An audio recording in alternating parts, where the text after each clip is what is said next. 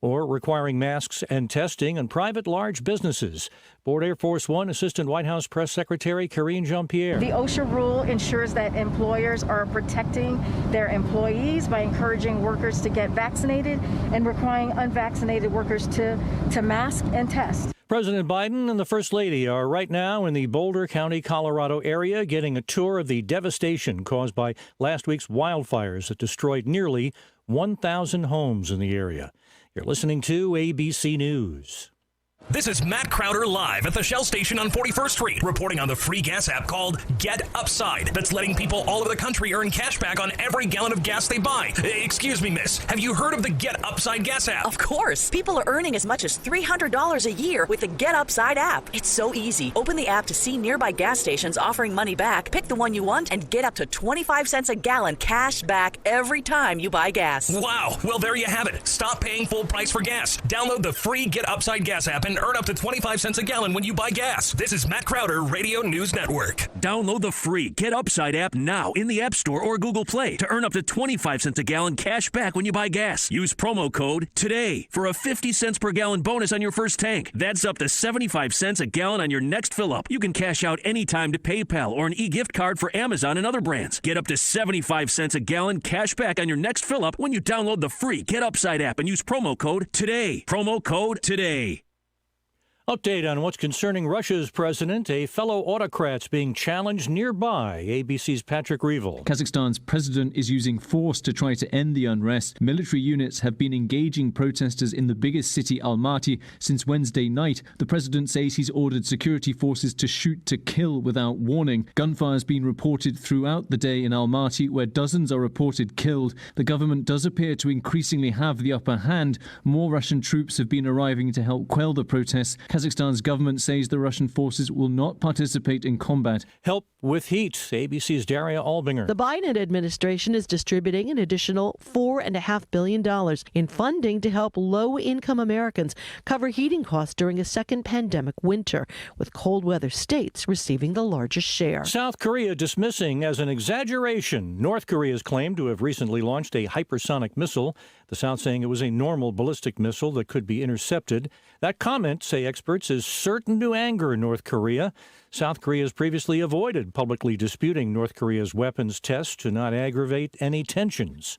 Not stopping. A year after GameStop became a meme stock, it's once again looking to the internet for a boost. It says it'll expand its NFT marketplace and partner with crypto firms to develop games built on blockchain technology. ABC's Brian Clark. This is ABC News. Now an important message from Exergen. A critical new FDA study proves that the widely used non-contact thermometers are not accurate and have high probabilities for false negative readings. New COVID strands are on the rise, and non-contact manufacturers are being irresponsible at a time when accuracy matters most. Accurate temperature measurements are essential. Don't wait. Switch to Exergen because they are accurate and backed by over 100 clinical studies. Be sure, be accurate with Exergen. Learn more at Exergen.com. Chuck Sievertson, ABC News. From the KMET Weather Center for Beaumont, Banning, and the Pass area, mostly cloudy tonight, some patchy fog late, winds from the west at around 10 miles an hour, low at 45. Sunshine tomorrow and 61, sunshine and 62 on Sunday. For Redlands, increasing cloudiness tonight with a low near 45. Patchy fog early in the morning with a high at 64. For Palm Springs, mostly cloudy skies tonight, low at 52. I'm Todd Edwards for Smart Talk 1490 KMET. Football season is back, and so is Steer the Line with Lou Desmond and me, Jeremy James. Join Lou and I, along with special guests, every Friday at 5 p.m. as we cover the latest in NFL news, fantasy football, and, of course, our weekly Steer the Line game picks. We'll also do check-ins on our local LA teams and, of course, a deeper dive into Raider Nation. Fridays at 5 p.m. on 1490 KMET. Follow Steer the Line on Facebook and visit steertheline.com. The following is a paid program. Views and claims expressed are those of the program producer and are not endorsed by this station. Opinions expressed are not necessarily those of radio station KMET, its management, employees, or affiliates. Time now for the Educated Retirement Show with your host, Jay Kaplan. Jay discusses reverse mortgages and can answer your questions at 951-922-3532. Call lines are open at 951-922-3532. And now here's Jay.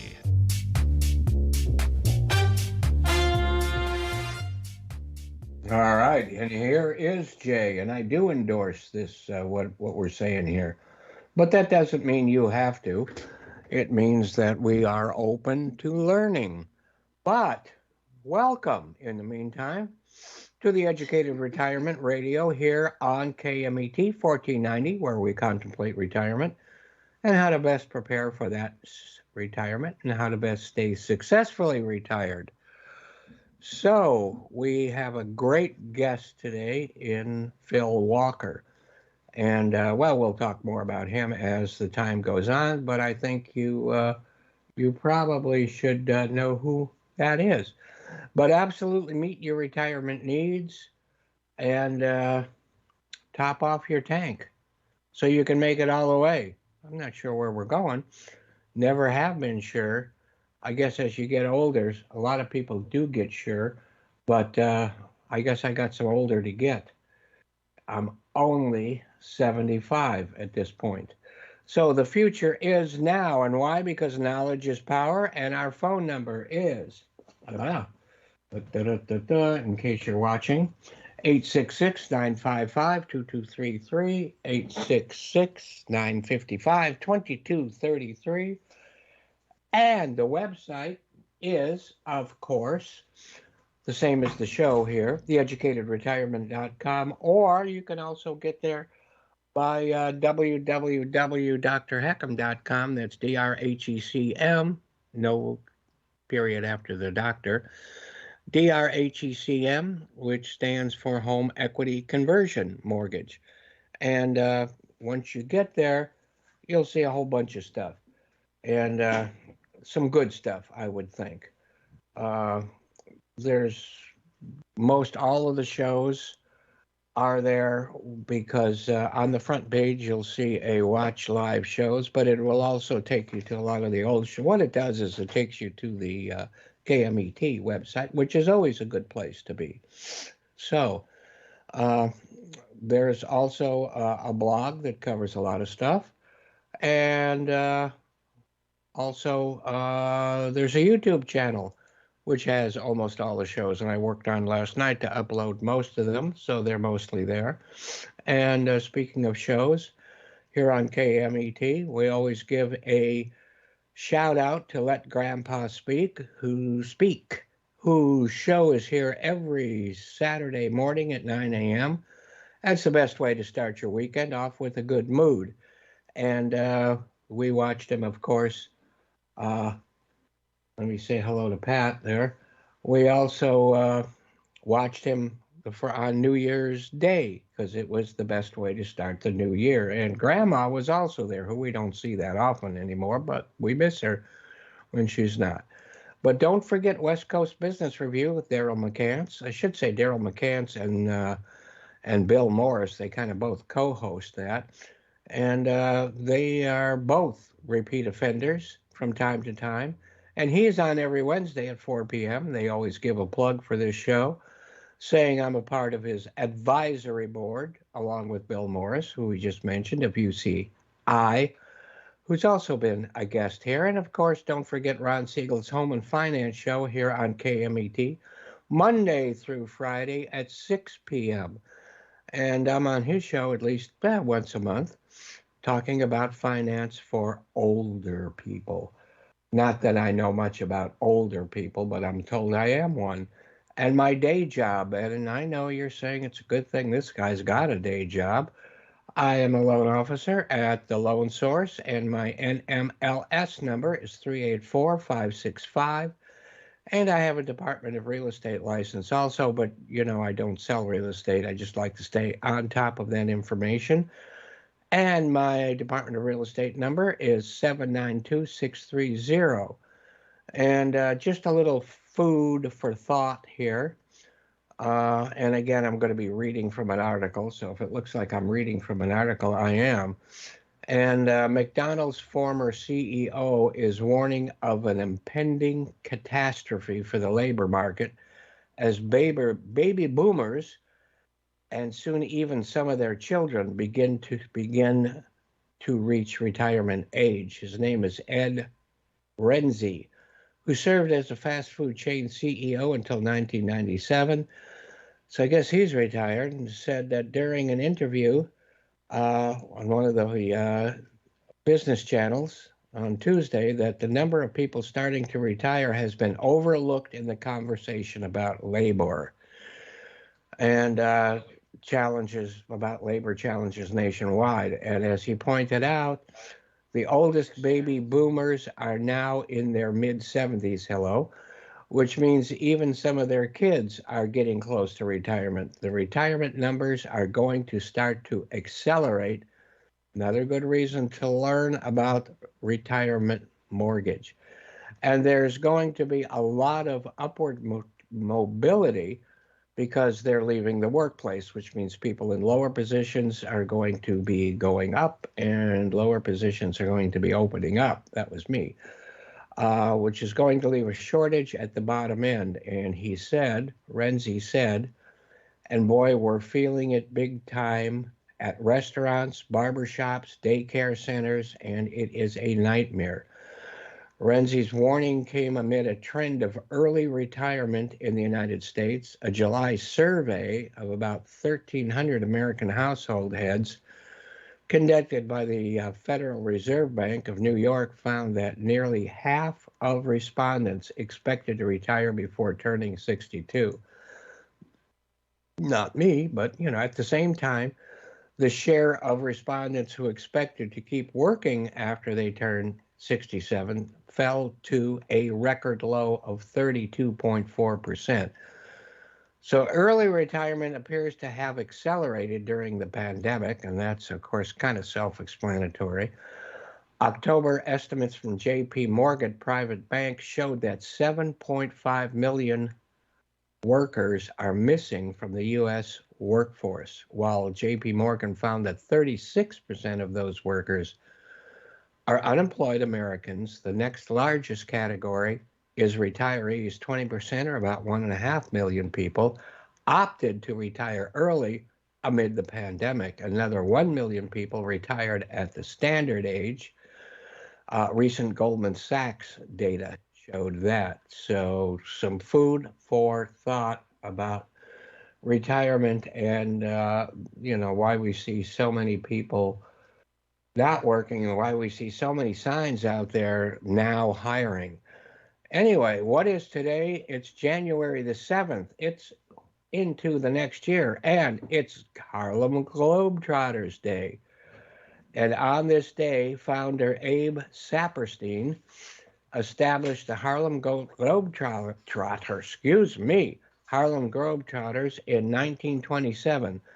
The team is a combination of the most outstanding athletic, theatrical, and comic players ever to enter the game. Got a picture too. They're kind of alike, but take a look. Show it over there. Okay. And show it right here. And there's another picture. Which way is up? But the picture doesn't show you that much. And there it is. And looks like our guest has joined us, and he can just ride along with us until time. So Harlem Globetrotters were known for their on-court antics, which led them to play 26,000 exhibition games in 122 countries. And the 5.3 tall Saperstein revolutionized the game of basketball and took the Globetrotters from an unknown team touring small farm towns in Midwestern United States to the height of the Depression to the best team in the all-white National Basketball Association. All white. Boy, that has certainly changed. And today is also National Bobblehead Day. And what kind of things do people collect? Well, postage stamps, trading cards, Disney pins, yeah, I do that, and bobbleheads. The National Bobblehead Hall of Fame and Museum in Milwaukee, Wisconsin, has the world's largest collection of over 10,650, I don't know, I can't read that. I wrote it, but can't read it, on display in the museum. And the most valuable bobblehead is a 1961 New York Yankee bobblehead, believe it or not, sold for $60,000. And here is the picture of that bobblehead. So if you've got that bobblehead, you're rich. And among the most rare include various sports figures, as well as Paul McCartney, George Harrison, Dick Tracy, Wolfman, Phantom of the Opera, Lon Chaney, and William Shatner, Priceline, and Frankenstein, Mr. Magoo, Popeye the Sailor, to name just a few, some worth thousands of dollars. And with that, I see Phil is here. And Phil, would you like to get started now and have some extra time? Or shall we wait? Whenever you want, I'm ready.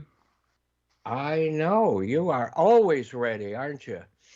And the thing is, if we do start now, you'll, well, Sean, we don't have to take a break, do we? Since at 3:30. So yeah, so let's just get started. And Phil is a repeat offender for this show, or on this show, and we are so happy and honored to have him with us. And as you know, he is one of the greatest proponents of retirement income and retirement sustainability. So with that, let's introduce Phil. Well, we have, but let's let Phil introduce himself, and we go from there. So tell us a little bit about, I know your background and that good stuff. What I didn't know, though, was your saxophone playing.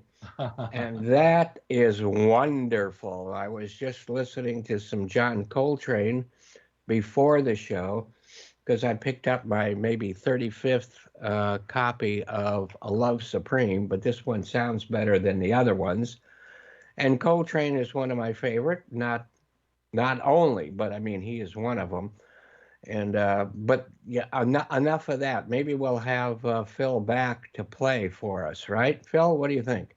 We might be able to do something like that in the future. I think that would be great. But since we're here to talk about finance, I guess, let's go ahead. So Phil, go ahead and give us your life story. Sure. Well, I actually going probably further back than we need to, but so the audience understands the saxophone reference. I played saxophone at a very young age. I think I started in the 5th grade or something like that. Yeah. And took to it right away. Took private lessons for a decade. Ended up being one of the top high school players in the United States. Became a music major. And a couple of years into being a music major, I was taking yet another, private lesson. And my sax teacher made the comment of how lucky he was that he had bought a house in Orange County in I want to say it must have been, he probably bought it in 1977. And if he hadn't have bought it then, he wouldn't be able to afford a house today because it had grown so much in value based on what he made as a professional saxophone player. And he was a union player, played at Disneyland all the time and various gigs around the Southern California area. And, I had some financial goals at a young age, and one of them was to own a house. And I thought, my God, why am I putting all this effort into something to where I won't be able to own a house? So I changed to my major to business and put it down for 15 years. And then, luckily, if you've got a knack for music and the ability to read music and the ability to write music, you tend to be pretty good at math too. It helps your math skills. There's lots of studies around that. And so, I at least had that benefit. And then several years later, I owned a mortgage company and saw an opportunity to, develop some goodwill for my mortgage company by playing at a Board of Realtors event. And I got such rave reviews that the next day I got a phone call from a promoter asking me to open one of his shows. And so then I had a dual career going for a little while. But then I got married and we started having babies, and it was time to stay home and not be on the road. And so, went back to focusing 100% on the financial career. Yeah. Now, So Phil, have I told you about how good and how great I am at my musical instrument? The stereo. Yeah, exactly. You got it. You play a mean turntable, I'm sure. Yes. Oh, I like that line. That's great. And with records coming back the way they have and all the reissues of all the good jazz, sure, I'm excited. But go ahead. Yeah. Well, as a matter of fact, I'm actually redistributing that album 20 years later, the last album that I did. And I want one. It releases on February 14th. It's called In the Air Tonight. You may hear it on radio, actually, and it's interesting how many people have jumped behind it all of a sudden. I'll see if I can order it. If you do, through my record guy here. I know people are here to hear some financial information, but if you do like smooth jazz, just go to philwalkerjazz.com and you can learn more about all of that, and hopefully I'll be playing at some places in Southern California in the near future. Hopefully you will. In that financial journey, though, I became a financial advisor for Merrill Lynch. Spent some years there. Also spent some time at Morgan Stanley Smith Barney, and expanded my financial education beyond finance into investments and financial planning, and then made the transition to reverse mortgages over a dozen years ago, and it wasn't long before I got very much involved in the research side. And my first paper that I authored was called The Boomer Effect. It was published in Financial Advisor magazine. It warned wealth managers that although they tend to do a really good job of, complete planning and planning for every financial, possibility. And one of the big ones in a long-term financial plan is planning for long-term care. However, if they have a first generation in particular, user of financial services like that, maybe their parents were blue collar workers or something like that don't have the benefit of a financial advisor, then there's a very good chance that their financial plan could get sideswiped by having to help their parents with long-term care expenses, because there was a piece of data that came out about 7 years ago that said that 70% of the U.S. population falsely believes that their health insurance will pay for long-term care. Yeah, so when you have that many people under a misassumption, right, it can cause a lot of damage. And so there are literally millions of, first-generation wealth, that has a financial advisor that all of a sudden their plan is going to get sideswiped by having to help a parent with a six-figure annual expense. So that's what that paper was about. And then more recently, I got into a 2012 study by Dr. Barry Sachs and Dr. Stephen Sachs that had discovered a withdrawal strategy that you can apply to, any retirement plan and significantly increase the growth of your portfolio over your life in retirement, like really significantly, not just a few percentage points, but potentially even double your returns over time. That's something that can bring a lot of financial confidence. And for 2 years I was speaking on it all over the country at the Financial Planning Association national conferences and financial advisor conferences all over the country. I was speaking about it to rave reviews, but still the wealth management world corporately wasn't adopting this strategy, and it was very frustrating. So on a plane flight back from Washington, D.C., after speaking at I think it was the FPA New York, I started reading the study again. I dove into it, even deeper, and it occurred to me that something about it flew in the face of traditional planning and traditional planning outcomes. Traditionally, we are taught as financial advisors that if you're doing something to get better returns, that you're probably taking on more risk, right? The risk return ratio usually goes hand in hand. If you're trying to get more returns, you're taking on more risk.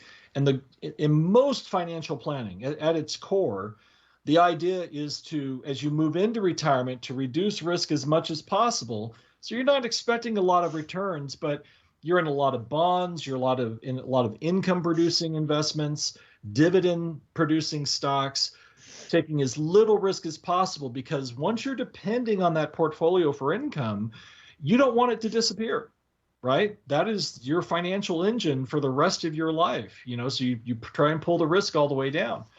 And what occurred to me was that if this withdrawal strategy, and I'll explain what it is in just a moment, but if this withdrawal strategy grew the portfolio so much, but we didn't change the portfolio, something had to happen to risk. And what was that, right? I could just see that a lot of risk was getting pulled out of being invested in the markets. And so I reached out to Dr. Barry Sachs, the author of the original study, the co-author, and discussed this with him and explained my theory and where I was coming from. And he thought I was onto something. And so we decided to do a new research project with his brother, Dr. Stephen Sachs, who's a noted economist and academic. And it published just this past December. It took us 2 years. It had numerous delays, COVID being one of them, of course, but it published this last December in the Journal of Financial Planning, peer-reviewed study. And we can now say with complete authority that not all debt is bad in retirement. Exactly. Right? It's a paradigm shift. Traditionally, that's another thing we're taught as advisors is eliminate all your debt, don't have any debt in retirement, right?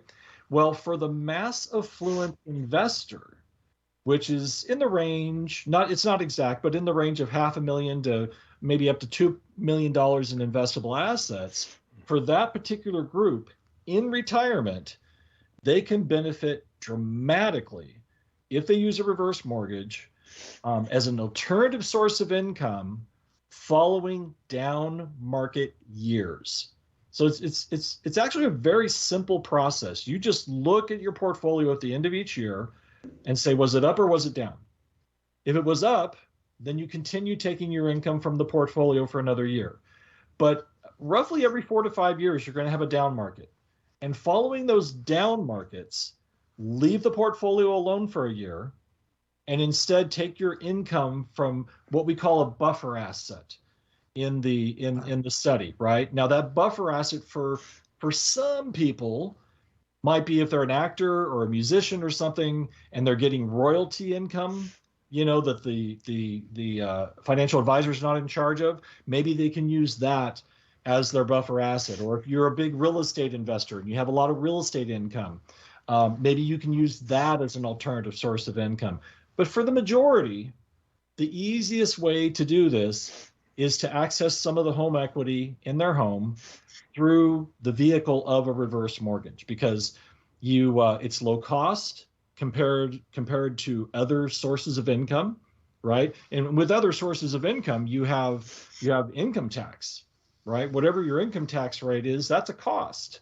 And with the reverse mortgage, yes, you have to pay some interest, but that interest is a lot lower than your income tax rate, right? So even if you have these other sources, have these other sources, it might be better to consider the reverse mortgage as your alternative source of income. And what you get by doing this is not only substantially more portfolio growth over time, and the reason you get that, by the way, is because following that down market, if you're still drawing money out as the portfolio is trying to rebound, it's like swimming upstream. You're making it harder for the portfolio to rebound. But if you leave as much money in the portfolio as possible. During the rebound year, you get this compounding effect over time that has lots of benefit as you go out through retirement. And so, it's just astounding the added growth you get. But more importantly, what we found in the study was it reduces risk by 10 times. Wow. Not 10%, 10 times reduction in risk. And when you pull that much risk out, and it's basically volatility, it's your exposure or the impact of volatile markets on your portfolio. You reduce risk by that much. I'll tell you what you've also done. You reduce stress, right? You'll worry a whole lot less about your income in retirement for the rest of your life if you apply this strategy. And like I said, it's not just me saying it anymore, because now the study's gone through the scientific peer review process by the Bible of all journal financial planning, the Journal of Financial Planning. That's why we call it that. It's interesting because everyone in the last couple of years is talking about medical studies, right? And the study on COVID or the study on vaccines or whatever, and there's literally 1,000 medical journals that publish this information. There is one Bible of financial planning, and it's the Journal of Financial Planning. So went through a rigorous peer review process, and the results were so powerful that they not only published it, but normally they only publish to their members that are people that are, financial advisors that are actual FPA members. They made a public link so that everyone can access this study and learn from it. And to make it even easier, and Jay, I think I've sent you this link already. I wrote an article about the study. So if you don't want to go through a 20-page academic study, you can read the article that I wrote that just published last week in Advisor Perspectives. It's the largest financial advisor publication in the U.S. And there's an article there right now by myself that gives an overview of the results of the study. Yeah. Now, the original article itself, I don't think is dry, okay? So I still would recommend reading the whole thing, and we'll give you a chance to make sure people know how to get it. I mean, other than through me. And but it's great to have a second article also to keep it fresh and to keep it in people's minds that don't want to go through something. Well, honestly, I mean, a lot of people in financial advisors, they're like, do I really want to commit the time to read a 20-page, study? But if they read the article first, they'll want to read the study. Yeah. And I think there's some in it about fiduciary relationships between financial planners and their clients, correct? Yeah. And this is actually being called by some the biggest finding in risk reduction since modern portfolio theory of 1952. Wow. And modern portfolio theory is where we discovered that the concepts of asset allocation, not putting all your eggs in one basket, having some in cash, some in stocks, some in bonds, and some in precious metals, for example, and then taking those individual assets as much as possible and reducing risk even further through diversification, right? So you put some of your stocks in industrial and some in tech and some in domestic and some in international and so forth. And you spread your risk. And if you do it right, a good financial advisor can do that and lower your risk and maintain your gains, right? So if you're not doing those fundamental things, you're taking on unnecessary risk. And right, and we don't need that. 99% of the time when a financial advisor or a firm gets sued, it's because they were deemed to be taking on unnecessary risk with their clients' money, right? Well, now there's a third step in risk reduction, and it's adding a withdrawal strategy to your existing plan. You don't have to make any changes with your financial plan at all. You just add this withdrawal strategy, and it dramatically reduces risk and increases longevity of the portfolio even more. Wow, we need that. When I think of dollars in a portfolio, and I may have mentioned this on previous shows, each of those dollars is like a little person working for you. I Yep. kind of see them in the mine shaft, banging away at the walls to me. And if you lose those people, you're going to get less product out of that mine or whatever. So you need to keep as many of those little people working for you, or dollars working for you, as you can for as long as you can. Yeah, exactly. And advisors, one of the things they struggle with is when we have a big sell-off in the market, and we have that bad year, that year with a recession, which a lot of people are pointing to the end of this year, definitely by 2023 is probably the next recession. So it's coming up, and you want to get ready for it, and you want to get your reverse mortgage in place and the credit line growing as soon as possible, because that's one of the unique features, is that these loans have the uniqueness of having a growing credit line, so you have access to more money in the future. And one of the struggles of being a financial advisor is when these down market comes, your clients start calling you in a panic, right? Should we sell? Oh, yeah. Should we sell? Should we sell? And you have to convince them, no, stay in there. You only make a loss if you sell, right? And then and a lot of people made the mistake in 2008. They thought 2008 was special. It was such a big decline, it would never come back. And of course, look at where record highs once again, all these years later. But if you sold in 2008, the market rebounded and you missed out on all that, right? So keeping financial advisors, one of their big objectives is to keep their clients invested for the long haul, right? Because even if there's a big sell-off, it's eventually going to come back. We're 200 years of the markets, it always has. Well, if instead of the client calling in a panic, they already have a plan instead of what happens in a down market, the phone conversation is completely different. It's, hey, John, is this the year we're probably going to draw from the reverse mortgage instead? Completely different conversation, and a lot less stress. Right. So less stress for the advisor, less stress for the retiree. I think we could all use less stress. No finger pointing when those things happen. You're protected so much better, and you've done a great job in bringing that out. Thank you for everyone. And I know that, like you said, 70% of the people don't think that long-term, or think that their Medicare is going to handle long-term care.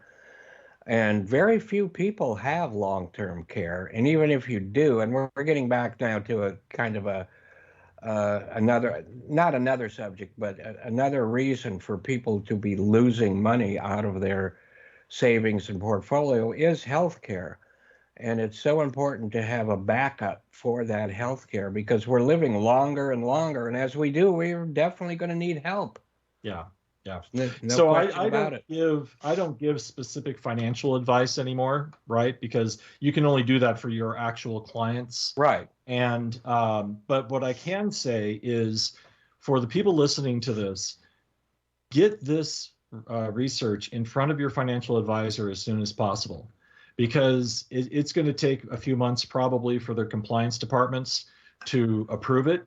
It's a new strategy. It's the newest major risk reduction strategy since 1952. And so you want your firm behind it. Yes. And they're going to have to do their due diligence. This is brand new. Most of the advisory firms don't know about this yet, right? It just came out in December in the Journal of Financial Planning. So that's number one, is get it in the hands of your financial advisor as soon as possible. Number two is, there are a number of reasons, in addition to elongating your portfolio and reducing risk, that you should be looking at this. Number one, there's been a lot of talk this past year about safe withdrawal rates. And traditionally, the rule of thumb has been 4% is the magic number for most people. Now, that's an arbitrary number that was pulled out of an old study that applied to a specific person's situation. It's not a firm number to begin with, but because of increased longevity, and yes, I know we have the pandemic and a lot of people we lost in the past year and a half. But for those of us still around, we still have a longevity problem. when it comes to financial planning. We are going to be living longer, and you need to make sure you have enough money for that. So the financial planning world initially has said, well, our real only arrow in the quiver to do that is to lower the withdrawal rate from 4% to 3%.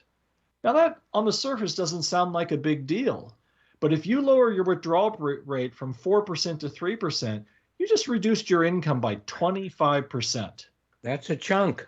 That's a big chunk. Can you take a 25% pay cut and maintain your lifestyle? Probably not, right? So there's another reason is you might have to, your advisor might be talking to you in the near future about lowering your withdrawals and to make it last longer. This will help counter that, right? This will help grow your portfolio through those down markets and, at least coming out of them with much more growth.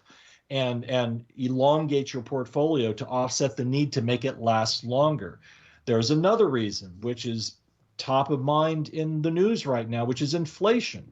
Right? No kidding. Now, there's a lot of confusion about inflation. You have to understand that the inflation number you hear out of the government, CPI, is missing a lot of stuff. It misses the majority of the inflation in gasoline prices, for example. And, gasoline prices go up, make the cost of all durable goods go up, and things like, your box of cereal in the store. If you pay really close attention to that box of cereal, in the last couple of months, it has gotten narrower. It looks the same sitting on the shelf, but front to back, it's gotten narrower. There's less cereal in there, and they're charging you the same price. Or the previous size box, they're charging you more. So your dollar is buying you less money. And when you put all the stuff back in that CPI leaves out, real inflation is running somewhere between 14 and 16%. Wow. Right? So you got to get 16% on your money just to break even. Wow. Just to break even. So yet another reason to look at employing this withdrawal strategy so that you can maintain, maybe even increase your lifestyle in retirement. For financial advisors that are listening, you may have a lot of clients that really aren't concerned about maintaining their lifestyle, but would they like some raises? Would you like to give yourself a raise every once in a while that you weren't planning before? This strategy could help do that too. Wow. And I know you give talks to financial planners and to financial planning associations, correct? Oh yeah. I the last couple of years, I think I've been averaging, well over 1,000, 2,000 financial advisors a year that I train, and it just keeps going up every year. Now, is there something specific that listeners can bring to their current financial planners to connect with you and your information? Is there a place they can go to, or, something they can always ask their financial planner, but their financial planner may not be up to date on that? Because like you say, it's brand new. Well, the first thing to tell the financial planner is they can either look at the current article by me in Advisor Perspectives, that publication, or they can go to the Journal of Financial Planning, look at the December issue. It's the only study published in December, right? So it's the December issue of the Journal of Financial Planning. They'll find the study there. As a matter of fact, if they're looking for CE credit, if you're an advisor and you read that study and then answer 5 questions afterwards, they can get some free CE credit too. That's a good, certainly a good. So it'd be worth their time either way, right? They'll at least come away with some CE credit if they're a certified financial planner. So, that would be the first thing. And then very shortly, we'll have it up on one of our new websites, Home Equity U. Home Equity U is a new site that we have where we're offered training for financial advisors, CE courses, teaching financial advisors how to use home equity in retirement planning. And the study will be posted there very soon. Okay. And how would you spell that? The U part of it? Just a U. Okay. Just a U. Home Equity U. As in university. Oh, okay. Yeah. Because it is learning, higher learning, much higher learning than has been done up till now. Yeah. We are actually the official trainer the first official educator on reverse mortgages for the Financial Planning Association. Wow. So that's national. That's nationally that we hold that. So yeah, you've made some great inroads. You made some great steps in bringing this to the financial planning world. And I think all of us, whether we're old or gonna get old, which I hope most of us will, we owe you quite a bit. Oh, well, thank you. It's actually been a personal goal of mine to save 1 million seniors from running out of money in their lifetime.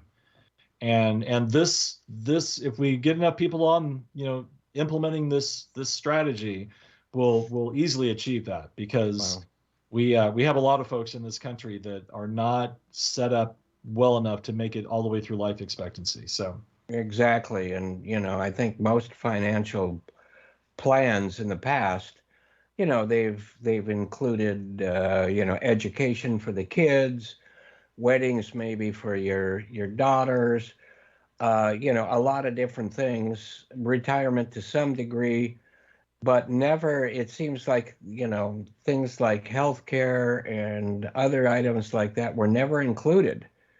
And Right.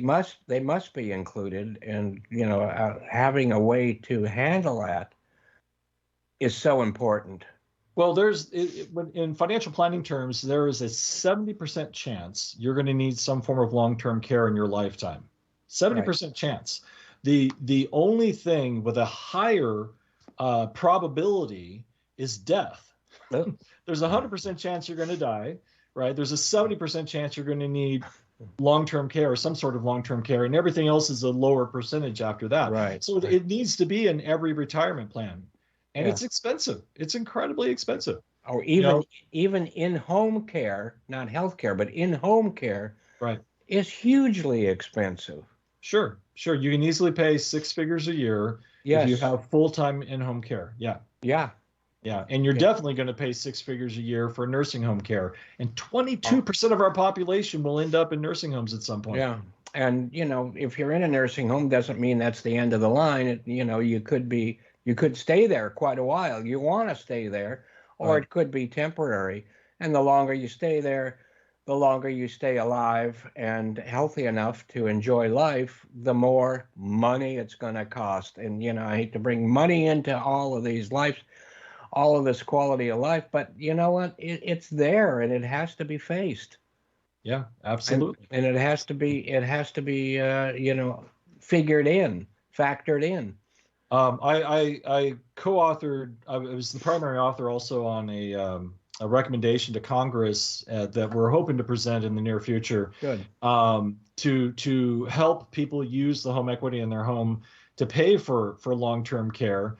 The concept is for the federal government to subsidize the closing cost of a reverse mortgage if it's being used to buy a single premium long-term care insurance policy. So just a one and done, supplemental long-term care insurance policy. And the concept, the benefit to the federal government and the taxpayer is, because subsidies usually think, tax increases to pay for subsidies, right? Well, Medicaid, the Congressional Budget Office has been screaming for years that Medicaid is in trouble as the baby boomers start flooding nursing homes all over the country. No kidding. Because they pay for 67% of all the nursing home patients in the United States. And it wasn't designed for that. The average Medicaid recipient in the program overall costs the government somewhere around $700-800 a month. But the average Medicaid recipient costs in-home care, nursing home care patient cost over $10,000 a month. Yeah, wow. Right? Yeah. So that's something that really Medicaid wasn't designed for, and it's going to be forced to pay. So for every person that would do that, the federal government would get off the hook for somewhere around $250,000 in for every person, nursing home right? expense. For every person. That's right? going to add up as we live longer and longer. That's wow. We estimated at the time we drafted it, we estimated that for every 1 million people we could get on a program like that, the federal government would save $400 billion. Oh, cool. And so, hopefully that's something we can, once where the country has settled down a little bit, we can present on Capitol Hill. But it just underlines the importance of making sure that you have long-term care funding built into your plan. Not only you, but make sure your parents have it too, right? Very important that your parents have it. And if they don't, and if it's too late for them to get, there's a limit. Insurance, maybe they can take out a reverse mortgage to help pay for their in-home care. Yes. But one of the things we came up with in the process of that work was this concept of the unplanned path. And millions of Americans go through an unplanned path towards paying for their long-term care. And it looks something like this. They go into retirement, and although we're not great savers as Americans, we're not Tell me about it. We're actually really good at paying off our homes, right? Over 80% of American retirees, their home is free and clear. So we're actually really good at paying off our homes. And their intent, for the majority of them, their intent is to someday leave that home to their heirs, right? Leave it to their adult children.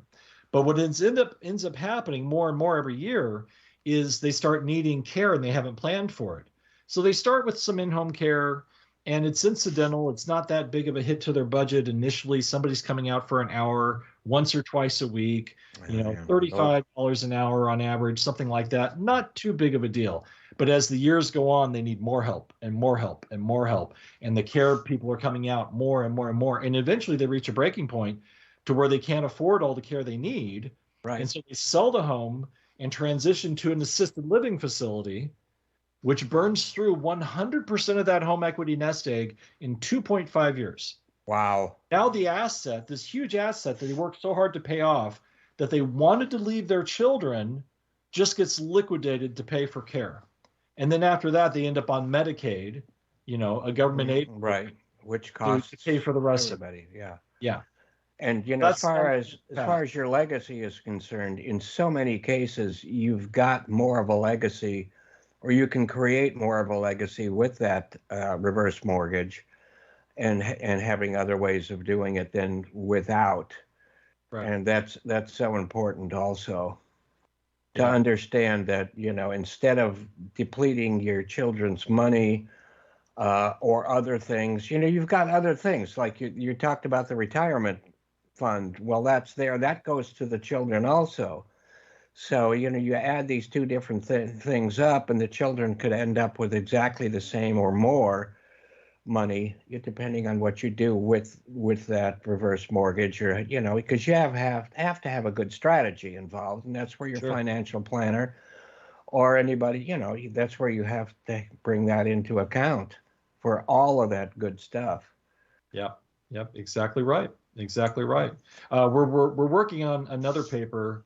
I think we may just do it as an article, but the initial analysis of this withdrawal strategy is pointing towards a number somewhere around, on average, a 44% increase in net worth over the life and retirement by doing this strategy. Wow. So, and it's so simple, right? It's so simple. Just have this alternative income source. If you don't have one, use your home equity. A little bit of, not all your home equity, just a little bit of home equity. Of course not. You're talking about, on average, maybe taking 4 draws from it over your entire life in retirement. You're not living off it all the time, right?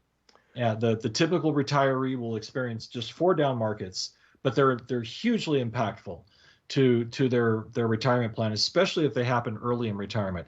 So I think, one of the big warnings right now needs to be for the young retirees, the ones that either have retired in just the last couple of years or are about to retire. You get hit with a down market at the beginning of retirement, and it has a ripple effect all the way down the rest of retirement. It's like you started that journey with a lot less money.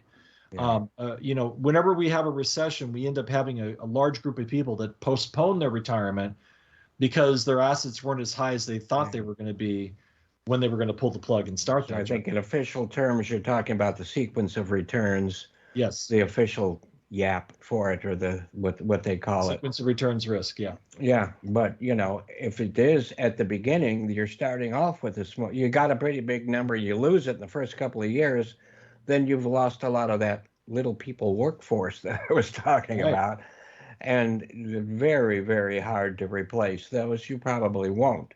And even if your retirement grows from then on, it's still growing from a point much lower than it could have. Yeah. Yeah. So, everyone listening, you want, and the financial advisors too, you want to take a look at the study. You want to look at incorporating a simple withdrawal strategy, adding that to your retirement plan. It will dramatically reduce risk, over the life of your retirement plan, and increase the chances of long-term gains. If you're not too worried about running out of money, but you'd like to leave a bigger legacy, it could help do that too. Absolutely. Absolutely. And you never know what's going to happen in the future. You just never know when you're going to need more health care or when a down market is going to hit, for sure. I mean, we've all got these people that, quote, know all this stuff, but it's always, you know what I mean? Still an educated guess. It's absolutely. And the word, the focus on there is guess. That's the one that's underlined and in bold letters. Well, I can tell you one thing that all financial academics agree on is that in the future, there will be down markets. We just don't know exactly when. Exactly. But we have to be ready for them. And I don't think there's anybody better than you to have explained this. And I guess time's gone by so fast. I guess we're about done. But of course, you'll come back. And I feel like we're close friends, even though I haven't met you in person. But we will. Okay? We will. We will. And now that I know you're such a genius with music too, we'll get on that too. So we've got 1 minute, but I really, really want to thank you for spending this time with us. It's been incredibly, well, I was going to say educational, but it's also been entertaining. And that's the best way to learn. So, Phil, I really appreciate it one more time. Stay safe. Have a great rest of the day, the weekend, whatever, until we talk again. And I know your children are doing well in their sports and their other academics, and wish them well. Thank you. And for the rest of us listening, we'll be back after the news. We'll start off with NASA Nelly, because I think the International Space Station is about to come around. And we'll do that as soon as we come back. But we gotta take off now for the news and for the sponsors. And Phil, thanks so much. It's so good to see you. Okay. You too. You take care of yourself, because we need you. Well, your family does too. Take care. Okay. And for everybody else, we'll be back soon. Bye bye.